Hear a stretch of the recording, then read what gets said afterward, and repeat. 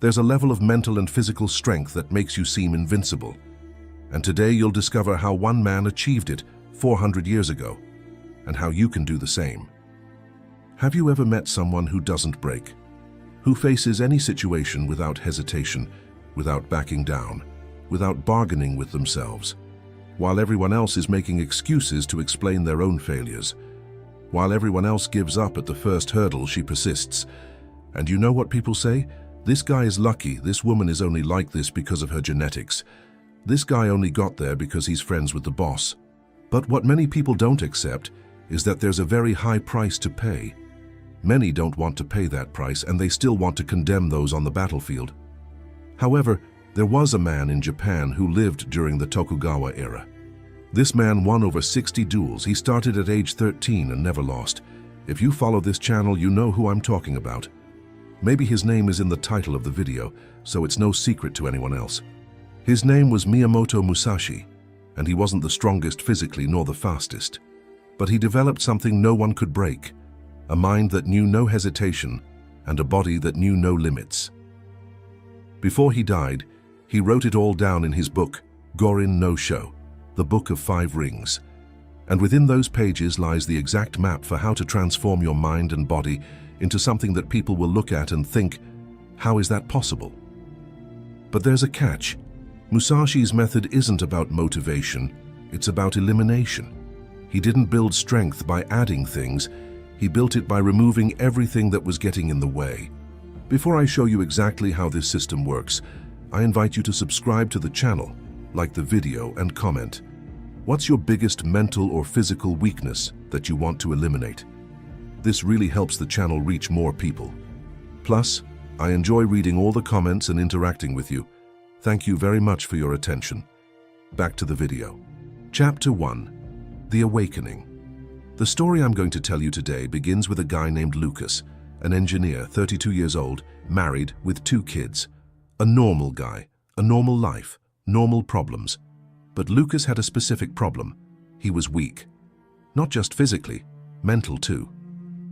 He woke up every day promising to work out. He bought a gym membership 3 times, cancelled all 3. He started a diet on Monday and broke it on Wednesday. He promised to wake up early, but hit the snooze button 7 times. The pattern was always the same. Strong intention, weak execution. And that wasn't the only thing that was worse.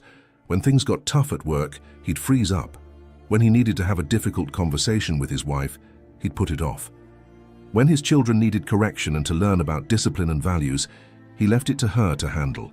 Lucas was living on autopilot, reacting, never acting, until the day he had a panic attack in front of his boss. In the middle of an important meeting, his heart raced, his hands sweated, and the room began to spin. He had to leave. He went to the doctor. Tests were normal. The diagnosis: stress, anxiety, and lack of mental fitness. The doctor said something that changed everything. Your body is responding to threats that don't exist because your mind isn't trained to distinguish real danger from discomfort. You need to train your nervous system. Lucas returned home and began researching how to train the mind, how to build real mental strength. That's when he discovered Miyamoto Musashi. And more specifically, he discovered that Musashi didn't write a philosophy book. He wrote a manual of warfare applied to life. Chapter 2. The Principle of Elimination. The first thing Luke read in the Book of 5 Rings was something that seemed contradictory. Have no preferences. Do not depend on any particular weapon. He didn't understand at first. How do you become strong without having a preference? How do you master something without depending on it? Then came Musashi's explanation. Your strength cannot depend on perfect conditions. If you can only train when you have equipment, you are weak. If you can only meditate when you are silent, you are weak. If you can only focus when you are rested, you are weak. True strength is the ability to perform in any condition. Musashi practiced with wooden swords, metal swords, 2 swords, 1 sword, no sword at all. He fought day and night in the sun, in the rain, in the cold, in the heat. Why? Because the enemy doesn't wait for you to be ready. Lucas realized he was the opposite of that. He could only be productive at the office. He could only work out if he'd slept well. He could only eat healthy if his wife prepared the meals. All his discipline depended on external factors. So he did what Musashi taught. He eliminated dependencies. It started small. Push-up training. No gym, equipment, specific schedule, nothing needed.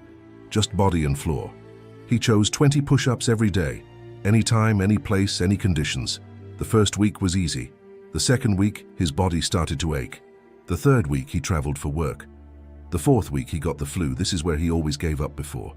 But this time, he remembered Musashi's principle. Practice must continue regardless of circumstances. Traveling? Push-ups in the hotel room? Got a cold? 10 push-ups instead of 20. No energy? 5 push-ups. But never 0. Chapter 3. Heijoshin, the Still Mind. By day 40, Lucas was doing push-ups automatically, but his mind was still a mess. Anxiety about work, worry about money, fear of disappointing his family. He was getting stronger physically, but mentally he was still fragile. It was then that he encountered the concept that Musashi considered more important than any fighting technique. Heijoshin, the everyday mind, the mind that does not change. Musashi wrote, "At the moment of battle, your mind should be exactly the same as your mind when you are drinking tea. No excitement, no fear, just presence. How is this possible? How do you stay calm when someone is trying to kill you?" Musashi's answer was brutal in its simplicity.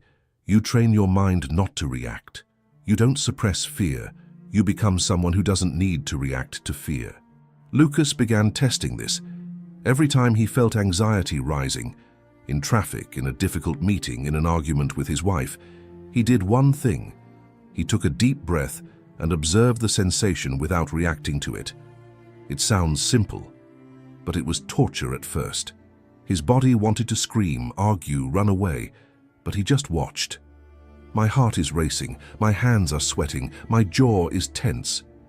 Just observation, no judgment, no reaction. The first time it worked was in a meeting where his boss started yelling at him in front of everyone. The old pattern was freezing, sweating, and stuttering. This time, Lucas felt the fear coming on, recognized it, and continued speaking normally. His voice didn't shake, his hands didn't sweat. He responded clearly. The boss was confused, the team was shocked. But Lucas knew what had happened. He had accessed Heijoshin for the first time. The mind that doesn't move. A Stanford University neuroscientist who has been studying emotional regulation for 18 years explains, when you practice non-reactive observation of difficult emotions, you are literally rewiring your amygdala. Over time, the activation threshold increases. What once triggered panic now triggers only recognition. Chapter 4. Senshi no Michi, the Way of the Warrior.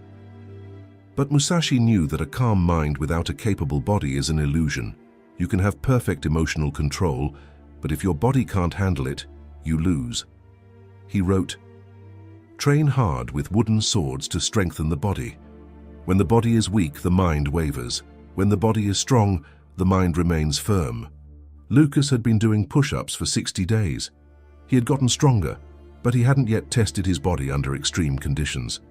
Musashi didn't train in comfort. He trained to the limit and then went beyond. So Lucas decided to do something that seemed insane, 100 push-ups a day for 30 days. No matter how long it took, no matter how many breaks he needed, he was going to complete 100 every single day. Day 1 took 45 minutes. Day 5, he could barely lift his arms. Day 10, his wife told him he was overdoing it. Day 15, he did 100 push-ups in 20 minutes. Day 30, he did them in 12 minutes without stopping. But what changed wasn't just the body, it was the mind. When you prove to yourself that you can do something that seemed impossible, you stop dealing with the difficulty. You just do it.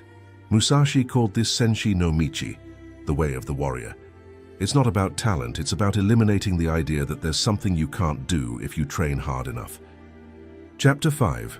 Zanshin, Permanent Consciousness. Lucas was physically stronger, mentally calmer, but Musashi had a third principle that separated ordinary warriors from legends, Zanshin, literally translated, the mind that remains. It doesn't mean being always alert in the sense of tense. It means being always present, always aware, never disconnected. Musashi wrote of warriors who won a duel but let their guard down and were attacked while celebrating. He said, "The battle does not end when the enemy falls. It ends when you are safe." Zanshin is the consciousness that does not relax until everything is truly resolved. Lucas realized he was living the opposite of this. He'd finish a project and immediately relax completely. He'd reach a goal and stop training. He'd solve one problem and ignore the signs of the next. He began practicing Zanshin in real life.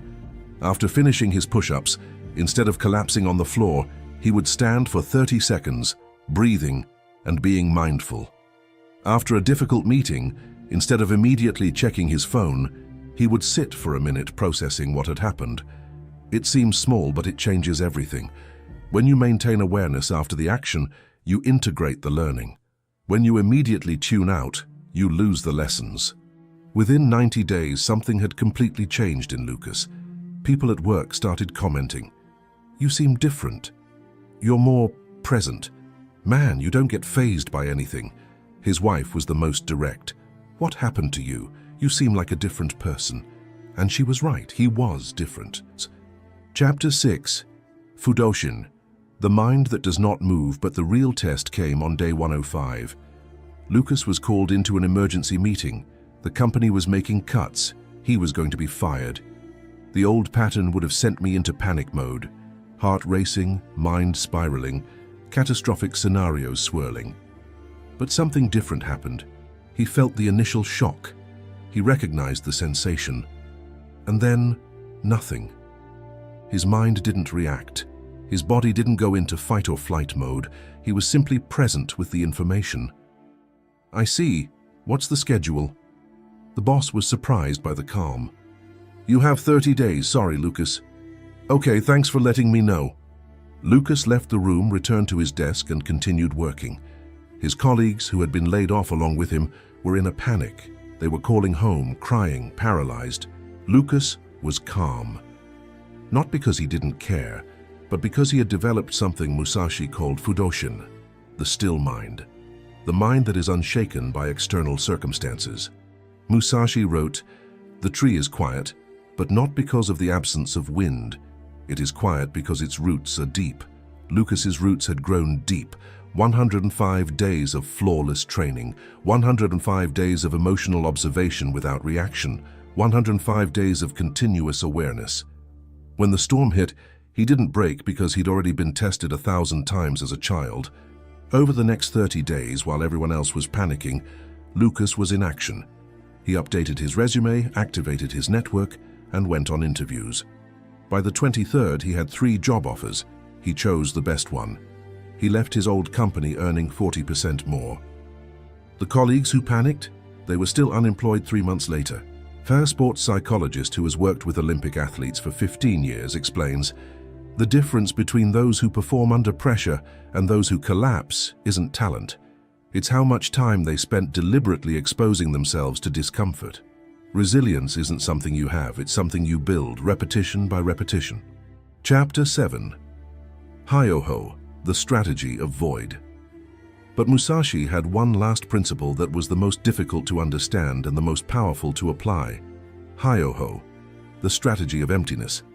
He wrote, "In combat, do not intend to win, intend not to lose." It seems the same thing, but it is not. When you fight to win, you create openings. You push, you expose yourself, you risk too much. When you fight not to lose, you remain whole, without gaps, without weakness. Lucas applied this to his new job. Instead of trying to impress everyone and demonstrate his value immediately, he simply didn't make mistakes. He arrived on time, delivered what he promised, didn't create drama, and didn't make promises he couldn't keep. 3 months later, he was promoted. The boss said, "You're not the brightest on the team, but you're the most reliable, and reliability trumps brilliance." That's Hyoho. You don't have to be the best. You have to have no weaknesses. Musashi never lost a duel, not because he was stronger or faster. He never lost because he never gave an opening. He studied his opponent, waited for a mistake, and executed. Absolute efficiency, zero waste. Lucas began to apply this to everything. In his diet, he didn't try to eat perfectly. He simply never ate junk food. In his training, he didn't try to break records. He simply never failed a day. In his relationships, He didn't try to be the perfect husband. He simply never broke his word. No weaknesses, no loopholes, no excuses. Chapter 8. Sutemi, letting go of the self. 6 months after beginning his journey, Lucas was unrecognizable, physically stronger, mentally unbreakable, emotionally stable. But he had one final barrier. He was still afraid. Not of external things, but of something internal. Afraid that if he stopped for a day, everything would fall apart. Afraid that all this strength was fragile, temporary. That's when he encountered Musashi's ultimate concept, Sutemi, abandoning the self. Musashi wrote his final words shortly before he died. I regret nothing. I fear nothing. I desire nothing. How does one get to this level? How do you completely abandon fear? Musashi's answer was the most radical. You stop identifying with the outcome. You are not your successes. You are not your failures. You are simply the continuous practice. Lucas tested this in an extreme way. He stopped counting training days. He stopped celebrating milestones. He stopped posting progress on social media. He removed all external validation. The training continued, the meditation continued, the discipline continued. But now without ego, without the need for recognition, without the fear of losing what had been built. Because he finally understood, you can't lose what you are. You can only lose what you have. If your strength depends on maintaining a streak, you'll fear breaking. If your strength is who you've become, nothing can take that away from you. And it was at that exact moment that something scary happened. People started avoiding Lucas, not because he was arrogant, not because he was aggressive, but because his presence was uncomfortable. When you eliminate fear, hesitation, and the need for validation, you become a mirror. People look at you and see everything they're not, and that hurts. His co-workers stopped complaining around him. His friends stopped making jokes about gyms and diets. His own family started commenting, "You're getting too serious," because their existence proves that everything they say is impossible is just uncomfortable. Chapter 9. The Complete Transformation. A year after starting, Lucas was no longer Lucas, not in the sense that he had changed his personality, but in the sense that he had removed everything that was non-essential. He was no longer someone who tried to be disciplined. He was someone who couldn't be undisciplined. Practice wasn't something he did, it was who he was. Musashi called this Ken Zen Ichi, the sword and Zen are one. There is no separation between who you are and what you practice. You don't meditate, you are meditation. You don't train, you are training. People would ask, how do you have so much discipline? The answer was simple. I have no discipline. I've eliminated the parts of me that wanted to give up. This is what Musashi taught. Mental and physical strength isn't about adding things. It's about removing everything that gets in the way of your essential nature. You don't need to motivate yourself to breathe. You don't need to force your heart rate. Why? Because these things are essential to who you are. When training, discipline, and practice become as integrated as breathing, you've reached the scary level. The level where people look at you and think, that's not human. And the truth, they're right. It's not human in the sense of normal human. It's human in the sense of realized human potential. Miyamoto Musashi died at the age of 62, alone in a cave writing.